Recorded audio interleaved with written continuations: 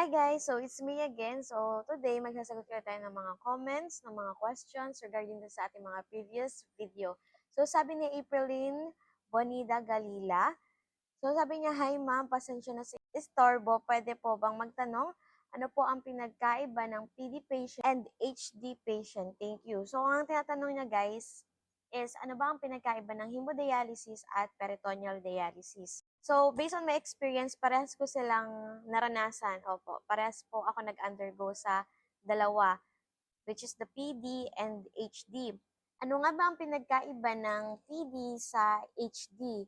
So guys, ang HD po ay kailangan ng machine kung saan doon sinasala at nililinis yung mga toxins sa katawan ng isang dialysis patient at yun din yung naghahatak ng excess water sa katawan.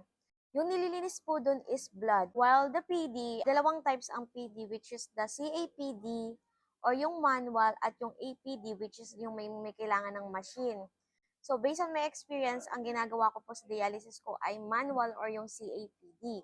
Both APD at CAPD ay gumagamit po ng dialysis solution.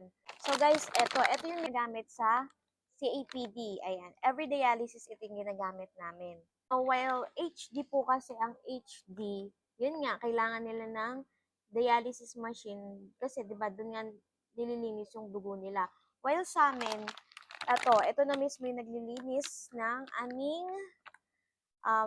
mga toxins at saka yung naghahatak ng ekstrang tubig gamit yung aming peritoneum or yung sa abdomen, yung lining ng abdomen namin. So yun nga guys, kailangan ng dialysis machine dun sa HD or yung sa hemodialysis. While dun sa PD, yun yung pinakita ko sa inyo kanina. PD kasi kahit saan siya, as long as nadala mo yung dialysis solution at syempre kailangan malinis yung paligid, yung kapaligiran mo kapag gagawin mo yung dialysis mo. Well, dun sa HD, kailangan mo pumunta sa dialysis center kasi 'di ba, kailangan dun ng dialysis nurses, sila yung magtutusok o yung magkakabit sa'yo dun sa machine. Well, sa PD, kami yung mga gumagawa ng dialysis namin.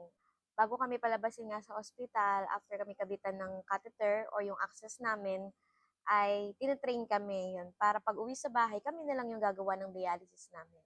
So, yun lang ang ilan sa mga pinagkaiba ng HD sa PD.